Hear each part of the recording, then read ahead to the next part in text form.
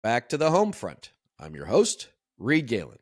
Today, I'm joined by Lauren Windsor. Lauren is the creator of the political web show, The Undercurrent, executive director of American Family Voices, and a partner in Democracy Partners, a progressive political consultancy. She is a contributor to Rolling Stone. The Undercurrent has broken major scoops from the Koch brothers donor retreats to exposing election deniers and Trump enablers like Sam Alito, Attorney John Eastman, Senator Ron Johnson, and many others. Her work has been featured on CNN, MSNBC, the New York Times, Politico, and many other outlets. Today, she is coming to us from Northern California. Lauren, welcome back. Thanks for having me, Reed. All right, scoop. So tell us, last week you broke a story about the now former interim U.S. Attorney for the District of Columbia, who has been replaced by Judge Jeanine Pirro, which we can get to in a second. But tell us what you learned in your reporting. Well, so Ed Martin, I think there was a lot of reporting tying him to, yes, he's a champion of January 6th defendants, rioters, insurrectionists. Was a defender, an attorney for 3 different defendants. But we dug a little bit deeper based on, I had gone to an event. He used to be the president of Schlafley Eagles. And so I'd gone to an event back in 2023 and had a program from the event that was further documentation of his relationship to the Nazi sympathizer Timothy Hale Cusinelli.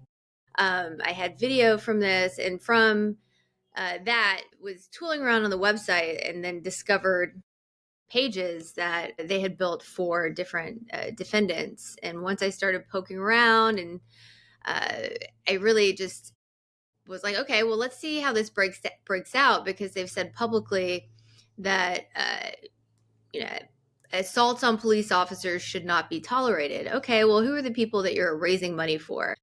And it was pretty disturbing digging into the breakdown of the people who are featured on the site and who I could verify, that they're raising money for in a number of different ways. That the majority of them were people who were convicted of assaulting police officers. And so I think let's take a step back. So the U.S. Attorney for the District of Columbia, we should remind everybody that the district doesn't have its own DA's office, right? It's because it's a federal district. It's not a state. It's not a county.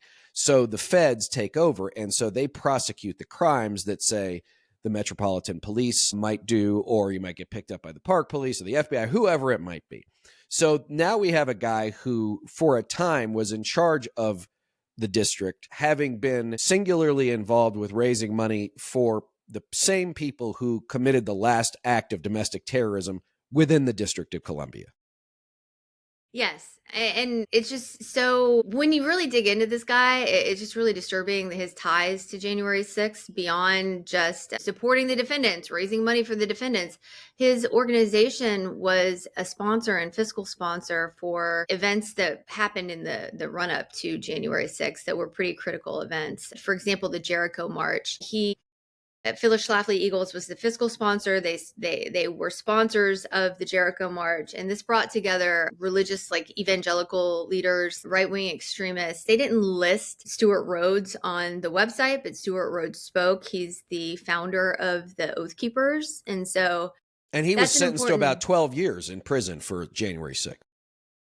He was sentenced for seditious conspiracy, right? He was part of these 14 people who had the worst, most severe charges with conspiracy, seditious conspiracy, like orchestrating the attack that day. And this is one of the data points, one of the major data points that came out in our analysis, was that they were financially supporting, raising money for half of the people, 7 people who were like the ringleaders of the Oath Keepers and the Proud Boys, receives a fundraising assistance from the organization that he was on the board of, the Patriot Freedom Project. So let's one other thing. Phyllis Schlafly was a lioness of the conservative movement for decades. Very anti-feminist. I think she was out of Missouri, maybe. Missouri, yeah. Was that the Eagle Forum? Was that what they called it? Yeah, there's actually some backstory to that. I guess around the time that she died, there was a split. So there's actually two different Schlafly organizations now. But, he runs the Phyllis Schlafly Eagles. They do a yearly event called the Eagle Council. And so that was the event that I went to in September of 2023.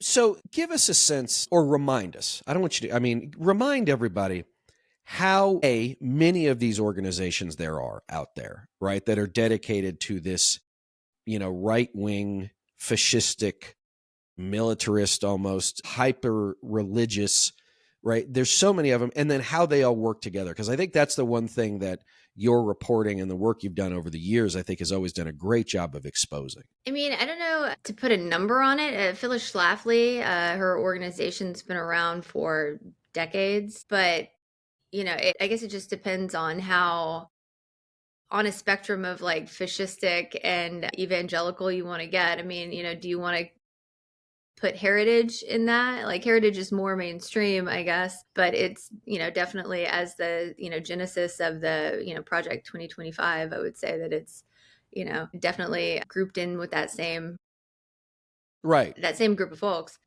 And there's a lot of proliferated that have proliferated over the years in response, I think, to the rise of the MAGA right. So like these sort of like old guard right-wing institutions have given way to much more fascistic institutions, like the one that's run by Mark Meadows. Yeah. And for some reason, it's like the Conservative Partnership Yeah. Institute, which I like to remind people did not just rent a floor of a building or buy a floor of a building, but bought an entire building on Capitol Hill a couple of years ago. Oh, they have more than that, though. They actually have, and I guess I want to call it like the annex, a building that's just down the street. And I've actually staked out the annex to it, because it's where Jeff Clark works out of, or worked out of. I'm not sure if he's still there, but at the time, I think it's the Center for American Renewal. The Russ Vought group, it's like in this constellation of CPI organizations, but they're all really, Eastman, I think has collaborated with them. Cleta Mitchell is one of their big fellows or directors. She was running the Election Integrity Network, which I've done a lot of reporting on. So, they're forming the legal rationale for the election denial and overturning the 2020 election, but really now the legal rationale for the foundation of the Trump and MAGA agenda.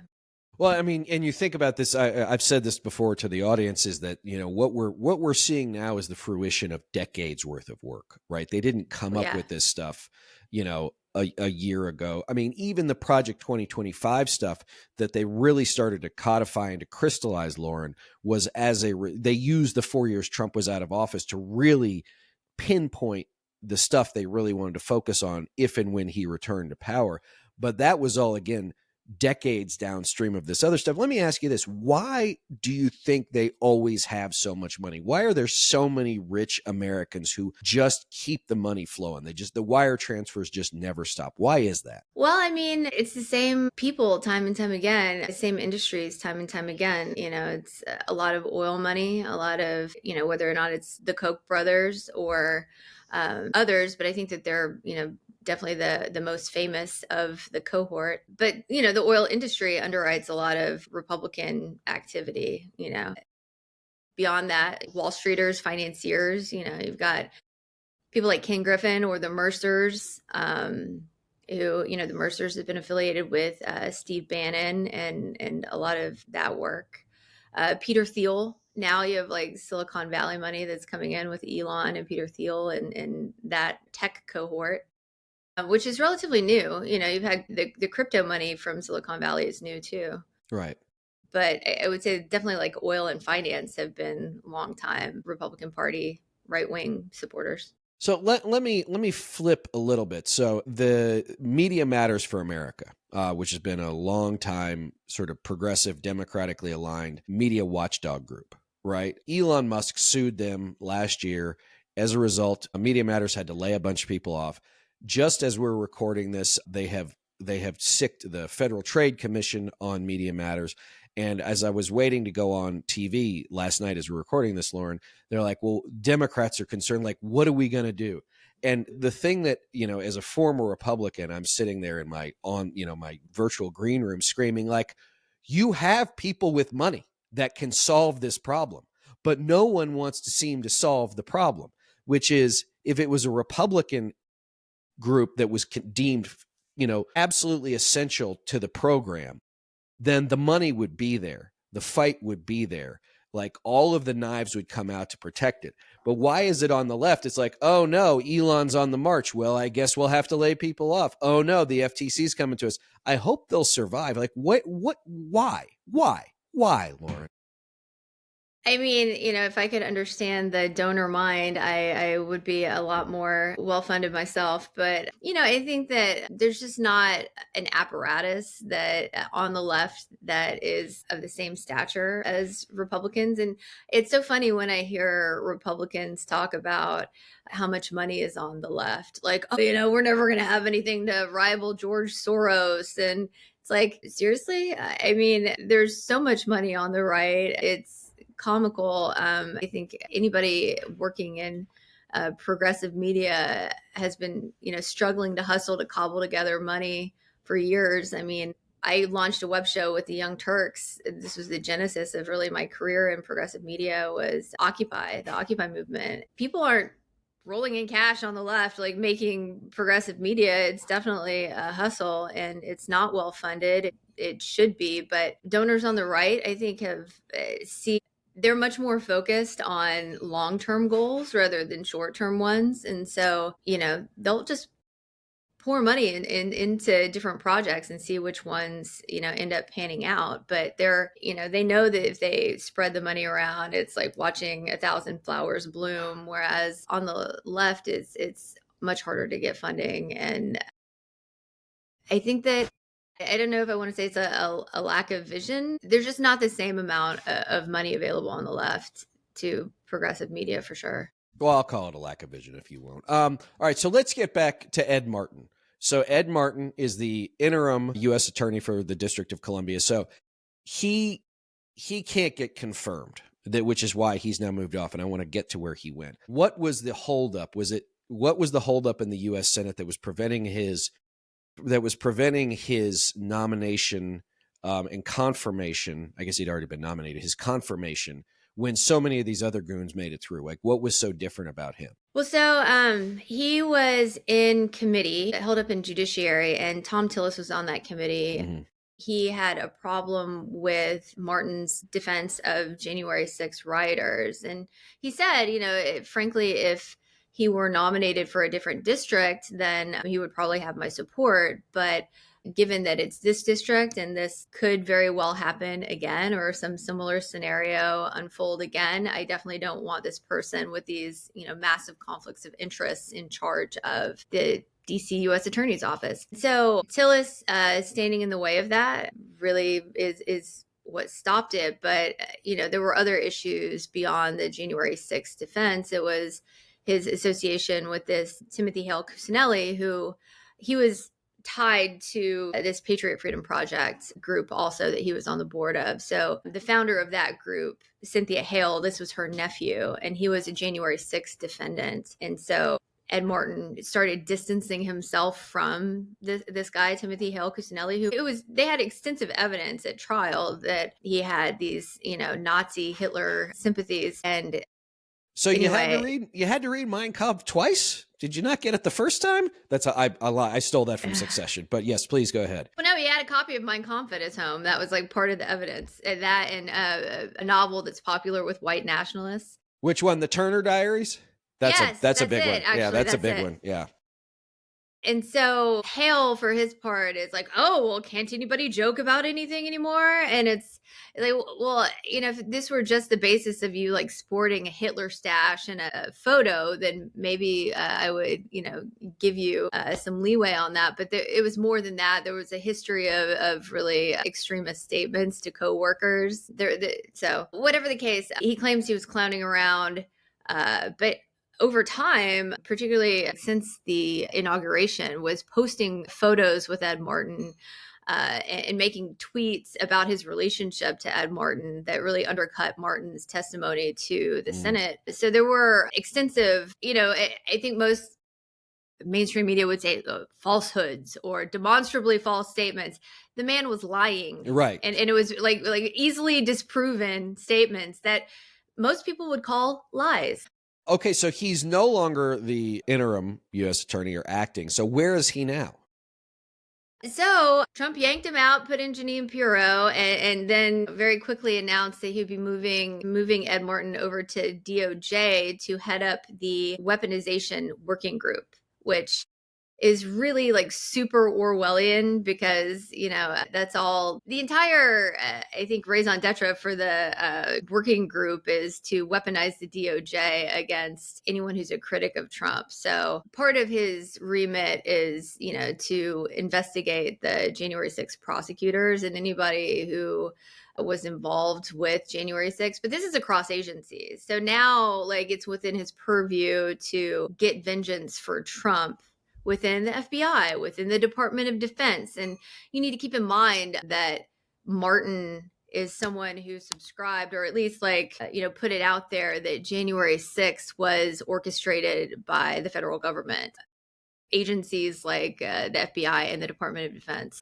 So he's now in a place where he has the ability and the judicial remit, I guess, to do far worse than he probably would have been able to do as the U.S. attorney. I mean, potentially. I mean, I'm sure he would have found ways to be super destructive, either way, and you got to fight one battle at a time. But at least, having him outside of the, I think the actual DC U.S. Attorney's office is a good thing. So let me ask you this in our last few minutes. So you've been doing this work for a long time, and you've seen these people in the wild. During the first Trump administration, then when Biden was in office, but they were clearly planning. Based on the fact that we're here, 130 days in, whatever it is we are now, is it as bad as you expected? Is it worse than you expected? Is it different than you expected? What's your sense here as we look at the first few months of, a group of people who, like Martin, have been part of these organizations, have been part of this movement, and are now in places of authority? I expected it to be bad. I did not expect the level of I guess, shock and awe of what happened with Doge and Elon Musk just raiding agencies and shutting them down and totally axing them. Because, I mean, theoretically, you would need an act of Congress to do that. And they found a way to just barge in and shut down U.S. aid. They tried to do, and a lot of this now is getting beaten back in the courts. The U.S. Institute of Peace was a pretty egregious example of what their overreach was. This is a nonprofit that was set up that's, not within the executive branch. It is funded by the U.S. government, but it's independent of the government. And Elon Musk and his goons tried to basically just go in and shut it down and hand over the property that it sits on back to the federal government. And a judge ruled today that that was illegal and reinstated the board. To me, that was, I mean, I don't know, were you prepared to see any of that? I thought it would be pretty extreme. I had no idea that they were just going to straight up just rush people in and have the FBI there to back them up and just start, having, big balls steal everybody's data. That was the craziest thing. Talking about big balls on CNN, you see on the crawler on the bottom, big balls is now in Social Security Administration, whatever it is. I know. I would say this. I am not surprised because I know that when movements like this take power or retake power, in this case, they often move fast because they know that they only have a limited amount of time. They also do it tactically, which is they try and often succeed at giving too many people who might resist too many things to shoot at the same time. When they have what has largely been a quiescent judicial branch, they take advantage of that too.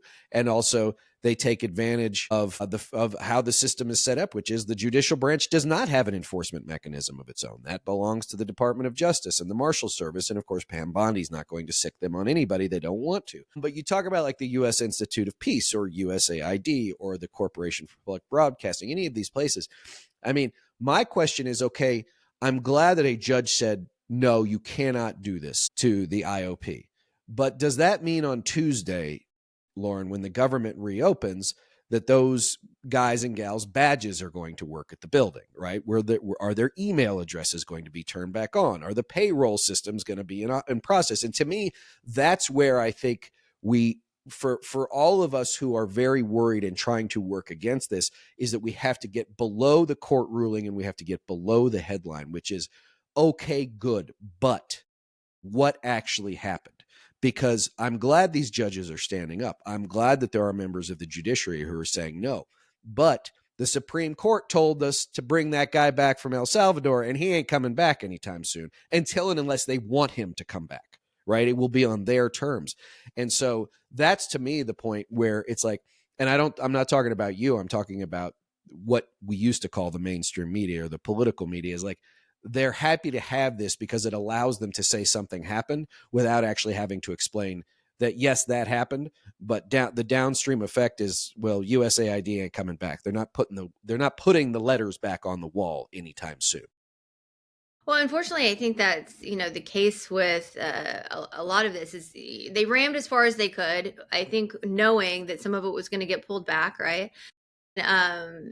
It just go as far as you can, as quickly as you can, because it is a very Steve Bannon philosophy, the flood the zone strategy, demoralize everyone. And it's come out like they wanted to demoralize staffers, and it's going to take a long time to rebuild some of these things that I think are like pretty essential services. We're learning this in real time as, FEMA is dismantled like ahead of hurricane season. I think that people are starting to have some buyer's remorse on this administration, but it's just going to take some time for the effects of that to play out. Hopefully what will happen is, this will have an electoral impact, and we can have Democrats come back into power and rebuild some of these things in a way that's more efficient. That is a silver lining to all of this. If we can think of that at all as a silver lining, is I don't think there's anybody out there that's going to say that government was like the most efficient, well-oiled machine. It has problems. Yes. Is it bureaucratic? Yes. Is there some bloat?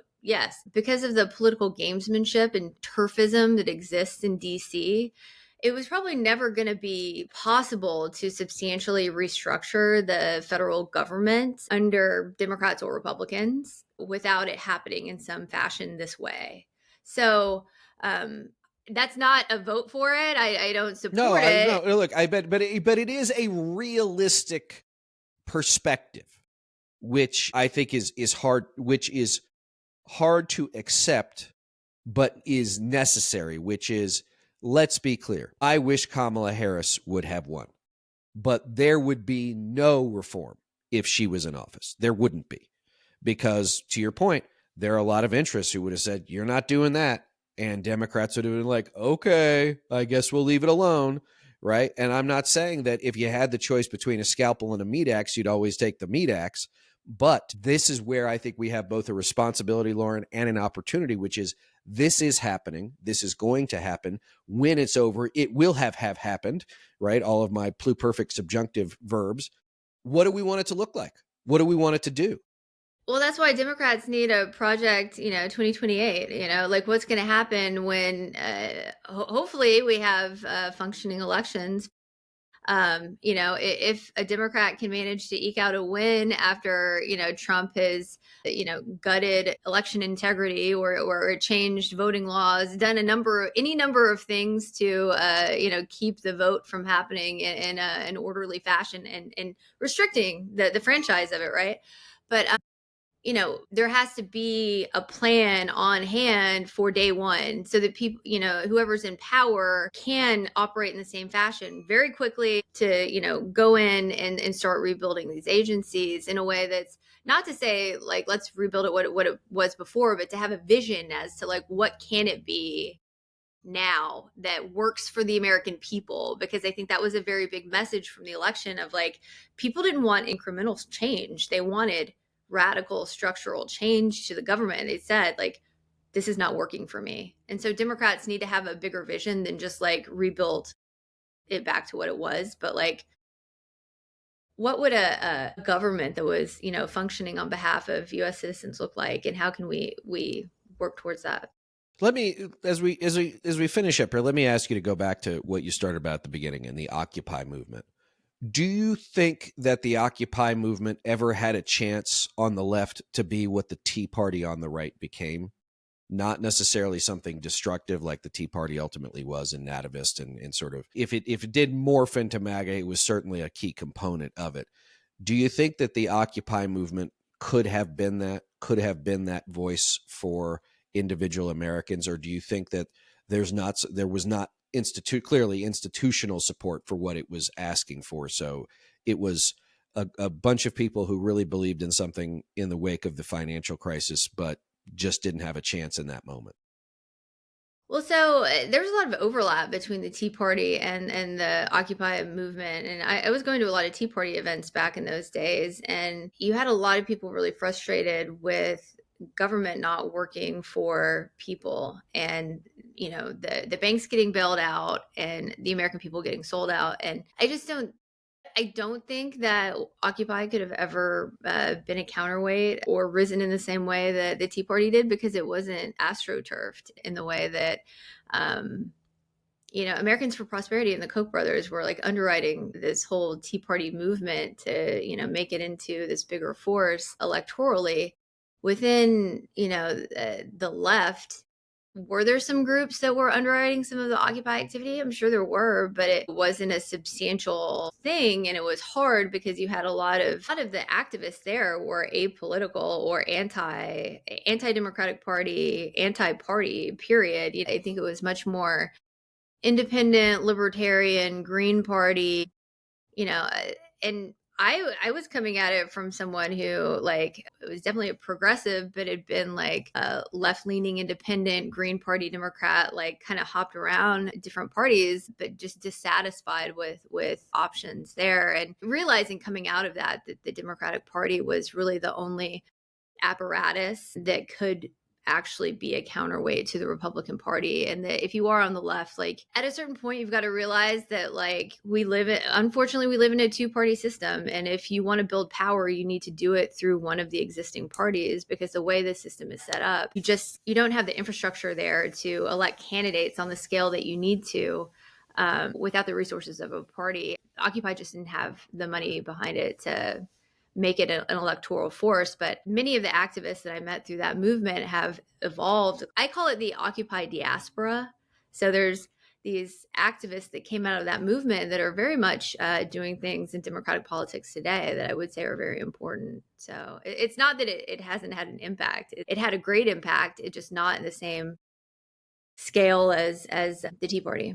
Yeah, and I'd be interested to see if somebody did some research on this, whether the chicken and the egg of the Tea Party, whether the Tea Party started organically and the Koch people realized the opportunity and sort of added gasoline to the fire, or if the Tea Party people went looking for money and the Kochs were happy to give it to them, right?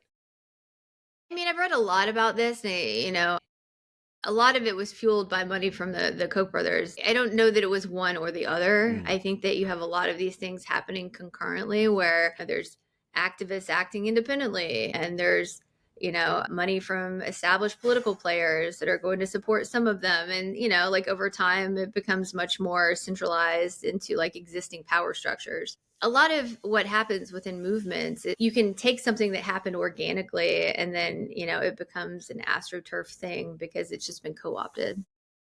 Well, and I think that, in years to come, we will look back on, that 2001, 2003, 2005, 2009 period, that first decade of the 2000s.